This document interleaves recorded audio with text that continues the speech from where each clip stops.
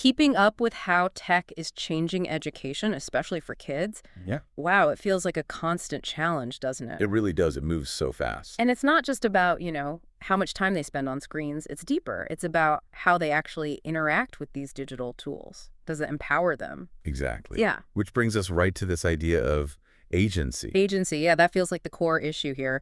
Why is it so important, so vital that kids feel like they're actually driving their own learning, Yeah. particularly when ed tech's involved? Well, that's a spot-on question.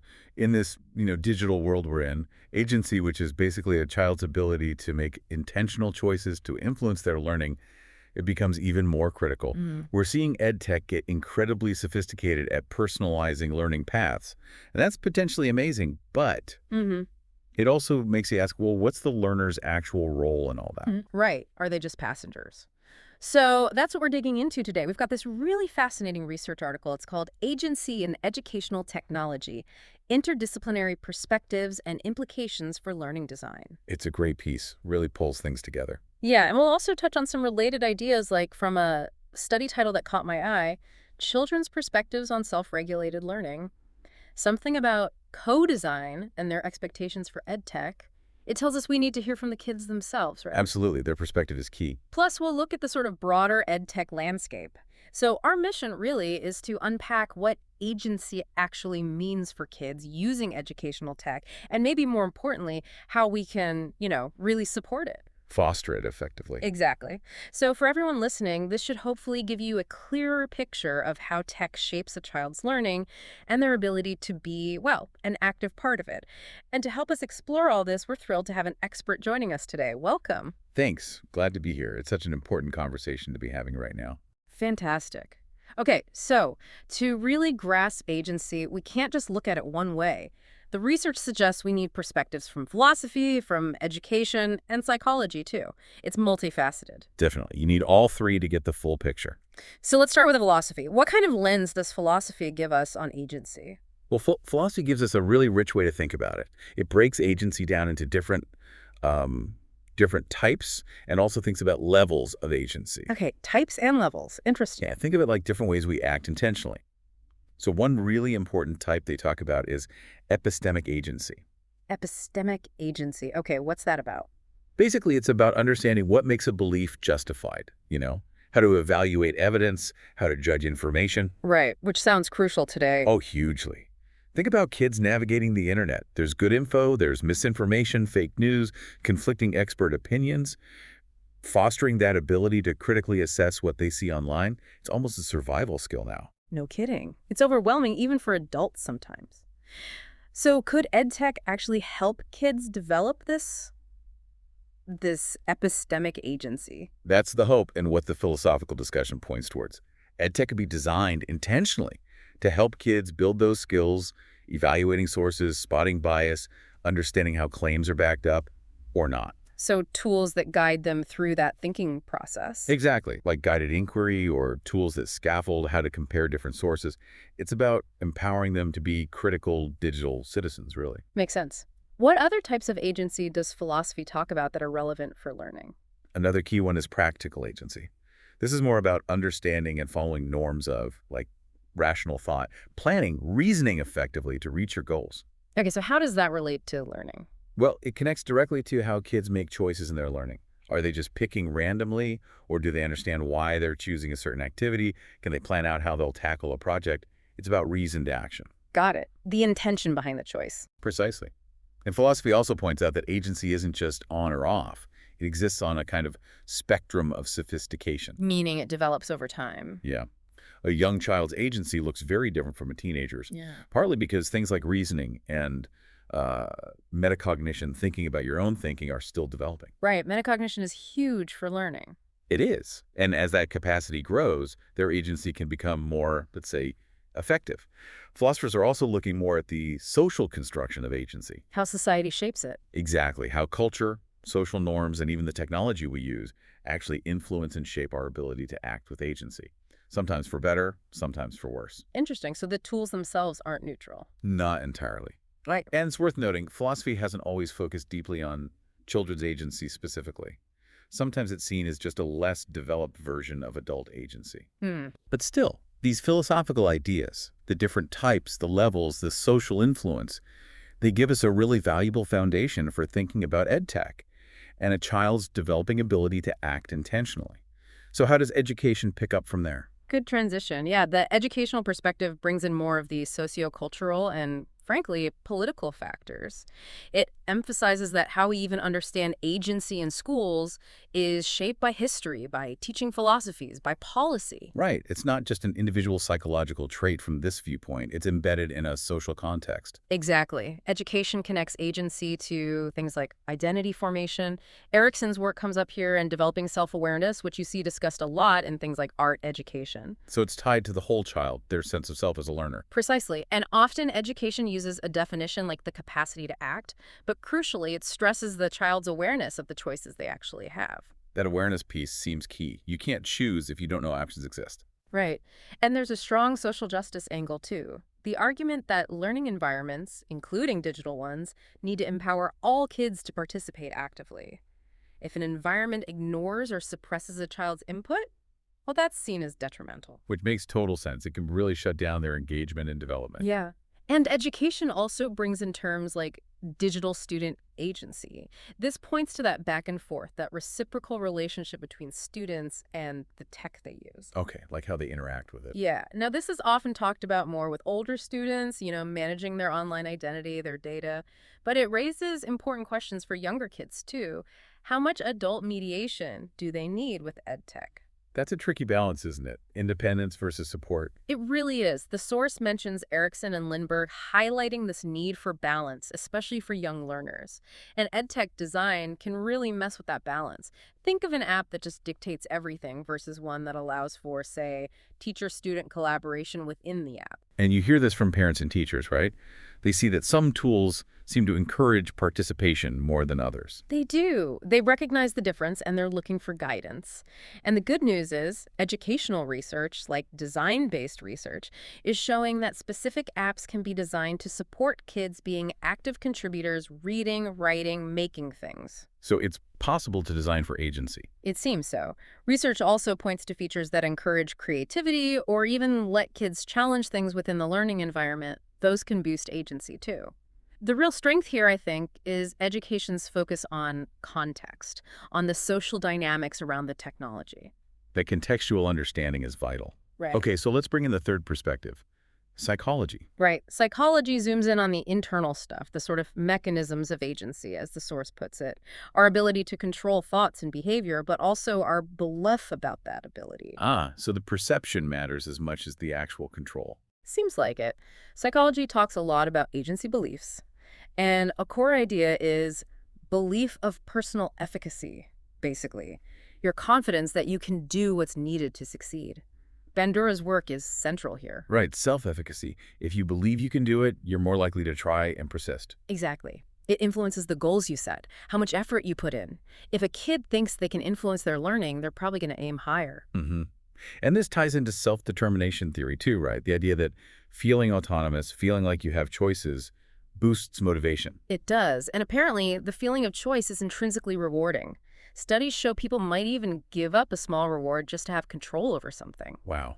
Just the feeling of control itself is motivating. Yeah, even if the control is kind of incidental, it can still boost motivation and even how much you learn, like in declarative learning tasks. Okay, so agency seems generally good for motivation and maybe learning. Mm-hmm. But is there a downside? Well, yes, and this is a really crucial point from psychology. Most students, especially the younger ones, aren't always great judges of how to manage their own learning effectively. Ah, so giving them total freedom might backfire. It can. They might pick tasks that are way too easy or use really inefficient study strategies like just rereading notes over and over. Right, which doesn't lead to deep learning. Exactly. So the link between agency and learning outcomes isn't straightforward. It depends on the individual, their age, what they already know about the topic, their metacognitive skills. Okay, so it's nuanced. Very. Even young kids like having choices, but the connection between believing in their agency and actually performing well on hard tasks, that seems to get stronger as they get older. Which makes sense, as they develop better self-understanding and cognitive control. Right. And exerting that control relies on a whole set of underlying skills. Mm. Forming intentions, planning, monitoring your progress, adjusting your strategy. These link directly to executive functions, metacognition, self-regulation. Executive functions like inhibition, working memory, cognitive flexibility, those core skills. Yep, those ones. They're fundamental for managing information, staying focused, adapting basically everything you need for learning. Okay. And the big message from psychology here is that these skills, e- executive functions, self-regulation, metacognition, they develop gradually. It takes time. So kids need support, even if we want them to be agentic. Precisely. They often need help managing their learning. There's research showing the benefit of having control over how you study really only starts to kick in around age 6 and grows from there. Fascinating. Okay, so we have these three angles. Philosophy, asking why and what. Education, looking at the context and social interaction. And psychology, examining the internal mechanisms and developmental needs. How do we synthesize all this? It's clear agency isn't one simple thing, is it? Not at all. It's complex, multidimensional.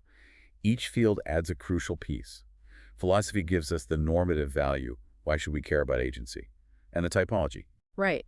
Education stresses the dynamic interplay. The learner, the teacher, the tech, the environment, it's all connected. And psychology brings the hard evidence on motivation, but also the crucial caveat about developmental readiness. You need certain cognitive skills to actually use agency effectively for learning. So psychology helps us figure out how to maybe evaluate or develop ed tech for agency, while philosophy and education give us the why and the where.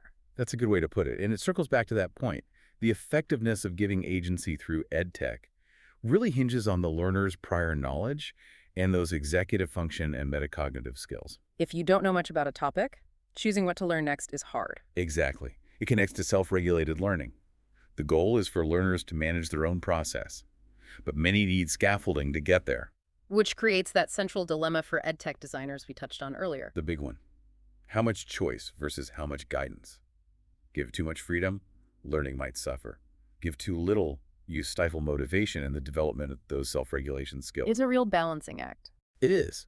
The ideal seems to be adapting the level of agency based on the learner. Okay, so adaptivity. The source mentions this idea of an agency personalization loop. Tell us about that. Right. Think of it like a smart, responsive system.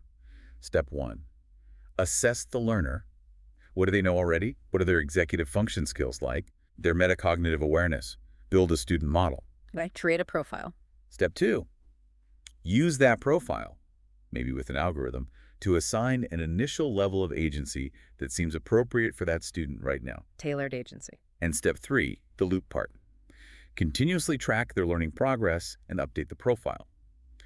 Based on how they're doing, the system can then dynamically adjust the amount or type of agency offered.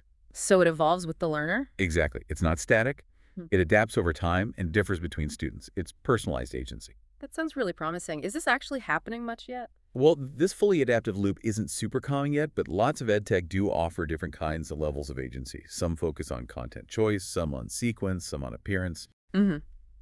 The source mentions a specific model, personalized task selection model with shared instructional control.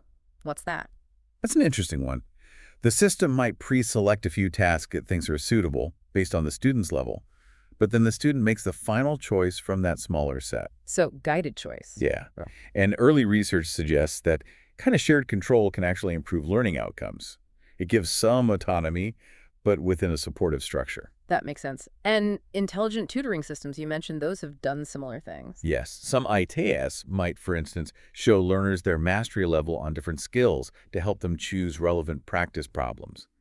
Studies found this not only improves learning, but also helps students learn how to make better choices about what to practice. So it builds the skill of choosing effectively, too. Potentially, yes. So this idea of adapting agency level seems really beneficial, both for immediate learning and for developing those longer-term self-regulation skills. It's about finding that just right level of challenge and control. Hitting the sweet spot. Exactly. And constantly adjusting it based on the learner's characteristics and progress. It connects back nicely to the philosophical value of agency and the educational focus on the learner-teacher environment interaction. Okay, so for people actually building or choosing EdTech, are there practical guidelines? The source offers some really helpful guiding questions, basically organized around the what, when, where, and who of control.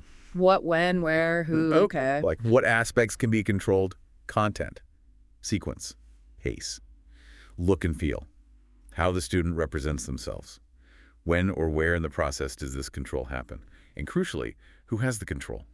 The student, the system. Is it shared with the teacher? And there's no single right answer. It's about balance. Precisely. The goal is finding the right combination for the specific learning goals and the specific learners. And the source gives concrete examples too, right? Using actual EdTech tools. Yes, Table 2 in the paper is great for this. It contrasts different tools. For content choice, think about something like the EPIC.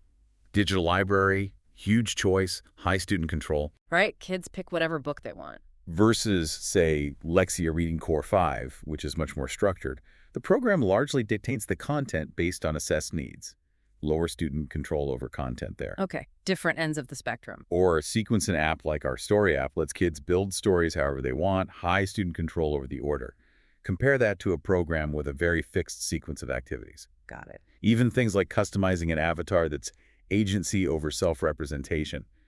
It might seem small, but it can matter for engagement. Sure. So seeing these examples helps make the concepts real. Definitely. And the overarching point the paper makes is that we really need EdTech designers and interdisciplinary researchers from philosophy, education, psychology to work together on this. That's how we get a truly evidence-based approach to designing for agency. Collaboration is key. Okay, this has been incredibly illuminating. If we were to boil it down, what are the main things listeners should take away? I think the biggest thing is that agency in EdTech is complex. It's not just one thing. You've got the philosophical why, the educational context, the psychological how and readiness. All important pieces. And the most promising path forward seems to be this idea of adaptive agency, tailoring the level and type of control to the individual learner and their progress. Finding that dynamic balance. Yeah, and acknowledging the real challenge for designers and educators is navigating that line between providing necessary support and genuinely fostering independence and self-direction. Absolutely. Which leads perfectly to a final thought for our listeners to chew on. Take a second to think about the EdTech that you use, or that kids you know use. Ask yourself, how much real agency do these tools actually offer? What kind of control is it? And does that match up well with the learner's needs, their age, their skills right now? That's a great reflective question. Maybe check out some of the examples we mentioned, or even dive a bit deeper into the research on self-regulated learning. It really makes you think differently about the tools shaping education today.